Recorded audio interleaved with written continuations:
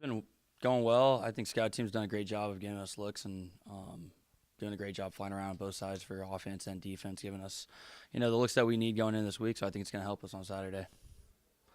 Max, what did Coach say to you when he walked out and gave you a fist bump and hit you on the helmet when you went in? What did Coach Dyke say to you? Yeah, you said, proud of you. Good luck, man. Got confidence in you. We know what you can do. So just, putting confidence in me. So just, it was good to hear him say that before. You obviously have a lot of experience leading the offense. You've been around for quite some time. What are you looking forward to about getting back into that starting role and getting out there against Charleston this week?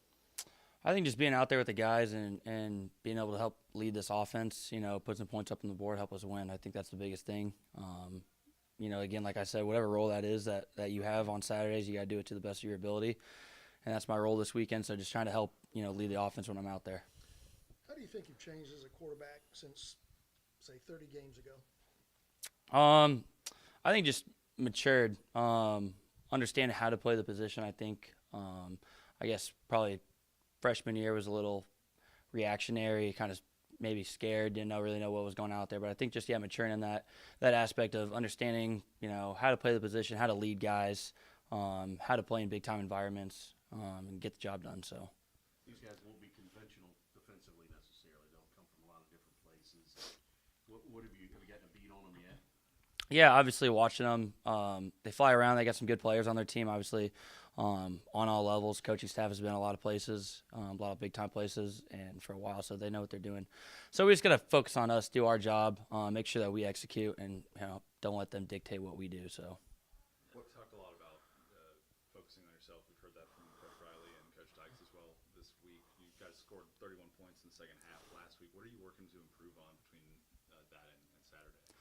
I think just starting faster in the first half, just kind of coming out there and kind of getting into a flow, into a rhythm a little bit earlier. I think you kind of saw that beginning of the second half of guys kind of getting back into the game. And don't know if it's just because it's the first half of the first game, but just starting quicker, kind of getting into that rhythm and flow of the game and letting our playmakers go do their thing out there. Max, what's the excitement level heading into the home opener and knowing that you're going to be able to play in front of the Horned Frog fans?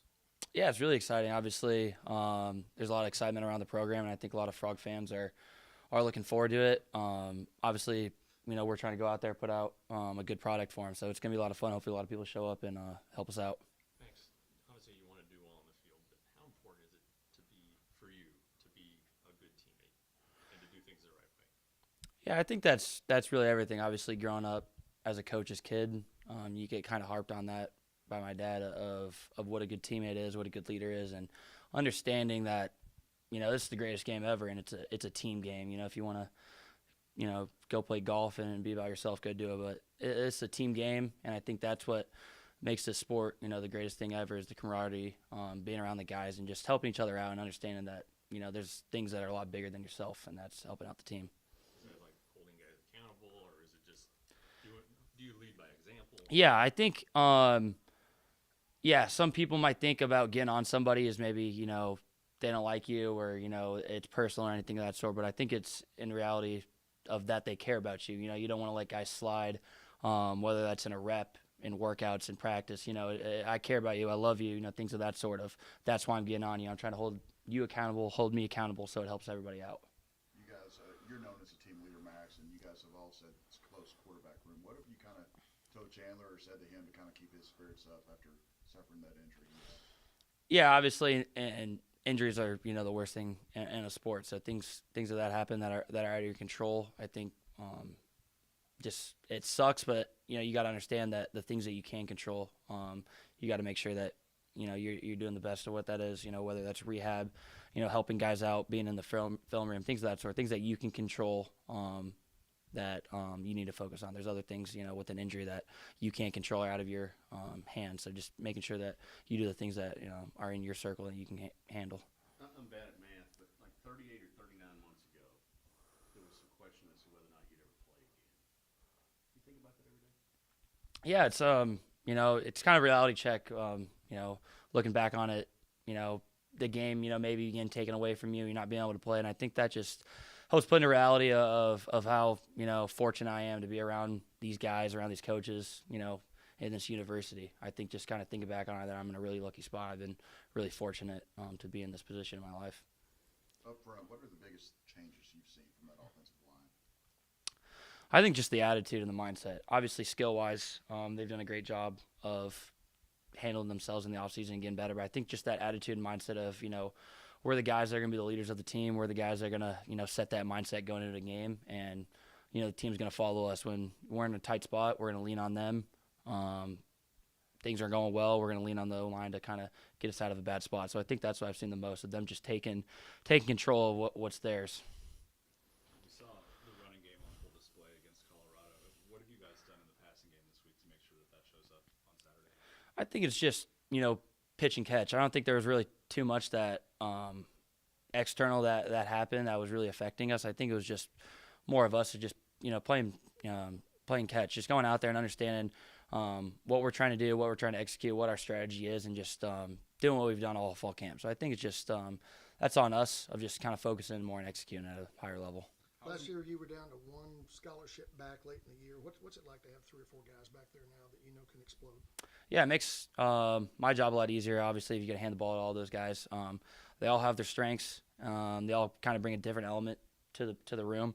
But I think every time they get in there, I have confidence in every single one of them that they're going to do their job. They're going to be in the right spot. And obviously, they all have that ability to make that big play and be playmakers and kind of change the game. So it's really fortunate to have them. How important was it for you to have QB run as soon as you went into the game to kind of get in the flow of it? And then did you have any influence in that, like to have QB run right away? Yeah, I think when you kind of get into a game, I like a lot of probably guys say this, but you like to get hit initially. And I think when you get into a game, kind of using my legs lets me kind of get into that flow, kind of build confidence of, now you're in the fire. So, yeah, it was a good call. Obviously, it helped me get back into the game a little bit. So, good call by Coach Riley.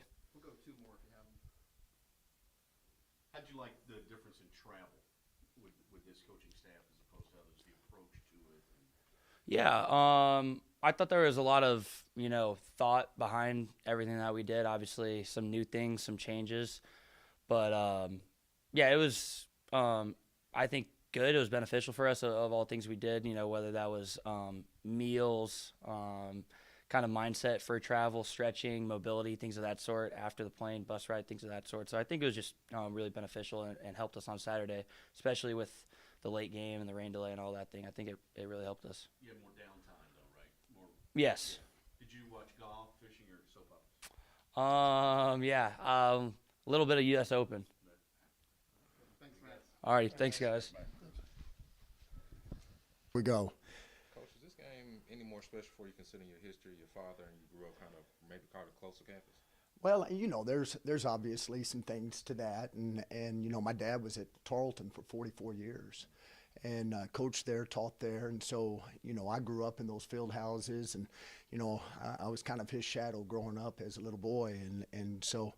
And then our oldest son graduated from Tarleton, played at Tarleton, graduated from Tarleton, and but throughout the years I've gotten to play a lot of people, a lot of great friends, and across the sideline from me, and so this will be another one of those games. I mean, obviously we want to go out and we're going to focus on us as a defense and just getting better, and obviously we got to be better game 2 than we were game 1, so that's our big focus right Coach, now. when you see that photo, when you started running back, I'm going to tell you right there, that number 34 is a guy named Tally Neal, and he played linebacker for my dad.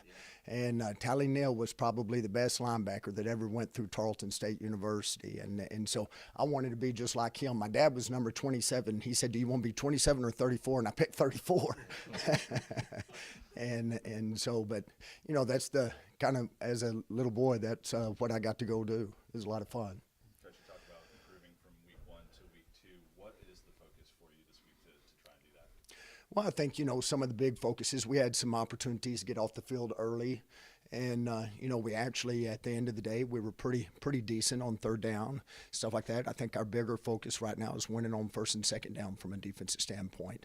We're going to have to sit there and win in the early down so that we can get them in the predictable situations. And so, it's a learning experience for me. I think we know a whole lot more about our football team right now, especially us from a defensive standpoint, than what we knew on this day last week. And so, right now we're just going to keep chipping away. There's little things to peck at, and we can't go out there and focus on the whole gamut of everything. And what's the most controllable things right now, and let's get control of those and get better at them. Looked like you guys did a pretty good job tackling, Coach. Were you pleased with the way you guys tackled? For the most part, that's always, everybody across the nation, every defensive guy in the nation worries about game one and what kind of tackling they're going to have. Because they don't, we don't do a whole lot of, full to the ground tackle and all that business. And this style of defense that we do run, there's going to be a lot of perimeter things, a lot of one-on-one in the open field tackles that we got to have. And so I thought for the most part, you're talking about our safeties and corners and guys that are, having to fit the perimeter and make those open field tackles. I thought for the most part they did a decent job and was pleased with it. Talk about open field tackling. D. Winters had a big play on 3rd and 12 against Colorado, and Miller Bradford had a couple big stops Yeah. as well, one-on-one. What did you see from those two guys as far as leadership and then play on the field? Well, the things that we've been expecting through practice and what we've gotten to see, and you don't really know until you're really going to get in live action. They kind of brought to the table. We kind of expected that and needed that out of D. We need that out of Nook. I mean, Nook plays a very important position for us, and it's the most cerebral position on the field for us. So he's going to be put in a lot of different situations. And, he had a couple really not game-saving, but touchdown-saving tackles, and that he has to get on the ground. And so, between the two of them, I thought they did a really good job, but everybody else has their job to do, which allows them to make those plays. Another injury. Go ahead. There's another injury to Thomas. Obviously, the linebacker group is kind of taking on some hits. How does that challenge you and the rest of the team with the depth being tested like that? Well, we and that's why we rep as many as we do. And because we had to get them ready, you never know what's going to happen at this level of ball and the number of games that you play. And so we got a lot of guys that got a little bit of battle test in them. They're going to get more battle tested as we move on. And, the big deal is right now we are getting a little bit thin at the linebacker spot. We can shuffle some dominoes around a little bit if we need to, and but don't feel like we're there quite yet. What's the role? I mean, you had a really good breakdown, I think, early in Campbell, like the role of the safeties. What's the role of the linebackers in this defense? So the role of the linebackers in this defense is really what we're trying to simplify it for really the front three and then the next level three. And so you're talking about your D-line and your linebackers. You got 5 DBs on the field, so you want to make all your adjustments and things with them. Obviously, there's adjustments and checks and things that we have to do with those 3 linebackers and D-line as well. But when you start playing hats down in the box and things of that nature, you need to play fast. And so we want to take a lot of thinking off of them and let them react and don't get paralyzed by analyzing things. And so, the biggest deal is pulling your trigger when you see it and make it very simple. If we can't make the play, then make it spill. We want it to bounce to the perimeter to get to those DBs and things of that nature. And so that's kind of a little bit of what we were seeing the other night when it would bounce for us. Coach, another guy playing an important position, Dominic Williams at nose tackle. What do you think of his first college start? I know we're building him up a little bit, but, man, he's making some plays out there. The kid is making some plays out there. That kid went out there and he knows that he belongs, and he really does. And obviously he's a special talent for a 17, now 18-year-old young man, just had a birthday. And for an 18-year-old young man, he knows that he's got a lot of stuff that he still has to learn. And man, he tries to go and put another little notch in the quiver, so to speak, every time we walk out to practice. The thing that's really cool about him is that he knows that he has something special. He's been blessed with a gift. But he's also been blessed with the gift of work ethic and hunger to be coached. And, as long as he keeps that, I don't think there's another person in the nation that could coach him better than who he's got right now. You've got a lot of guys rotating last week along the defensive line. What did you think of them as a unit in the game last week? I thought as a whole they did a really good job. Especially when you're sitting there running an odd front, you're going to have to rotate quite a few. And, we're a little bit different than what we looked in the spring, and thank goodness. And so I thought there was a lot of guys that stood out. Timon Mitchell, he was a guy that really stood out to me through the course of the game. And obviously after, getting to watch it after the game and kind of see what type of play that I really hadn't gotten to see out of him, through fall camp. But you can tell that he's had a lot of good experience. Coach, there's been a lot of talk about Bo Allen, the transfer from Kentucky at Tarleton. But those guys up front protected him pretty well, and they've been consistent the last couple of years. What is it about that offensive line that you're seeing from them? Well, they got a lot of guys returning, all but one right now, and so I think as a whole, as a unit, they work very well together. And they had the big quarterback from last year that they did a very good job with, and all of those guys being there. Now here they are. They got one transfer in. From ULM, playing right guard for them. The rest of them are there, and that really helps that guy right there because they can really lead him and help him and carry him on and kind of put him on their shoulders. And so, the biggest deal for them, I think, is just how they work so well as a unit. And from the run game, pass game, both standpoint. Obviously, Bo is a heck of a quarterback, and remember him in high school and all those things. And so, we'll get tested for sure. And they're pretty big at wide receiver too, right? Yeah, they got a lot of length out at wide receiver. They got a guy or two that can take the top off if they need to, and then they've got some extraordinary length. They got one that's standing about 6'6" right now that they're going to throw up the fade ball to. You kind of get to see some of them on ESPN Top 10. The phrase that seems to have developed this week is "focus on us." What does that mean to you? Well, I think that's the biggest thing that we have control of. I can't control what Tarleton's doing, not doing, and what they're going to bring or not bring. Obviously, they played one game. We played one game. They're still trying to figure out what we're doing, and we're still trying to figure out a little bit about what they're doing. But at the end of the day, we're going to come out and we're going to see a few things that are different. Biggest thing that we have control of is what we do and how we play the game. And so we go out and we play our style of football and everything, then we should be able to go and take care of business. And that's our full intention and plan. Does that keep you guys from giving somebody too much credit or overlooking somebody? Does it just eliminate them? No, absolutely not. I mean, you go on to the next game, I think the biggest focus is going to be on us. And then you go to the next game after that, somewhere down the road, we're going to play the Big 12 champs, defending champs. I think the biggest focus there is going to be what do we do? And, because we can't control what they do. And so we've got to go and control what we do and focus on us. You guys played 70 guys against Colorado. From your perspective, when you get so many young guys on defense to get some game experience, how big is that going to be down the road? Oh, that's going to be huge for us. And, to be able to get some of those guys in the game and still in some crucial situations, honestly.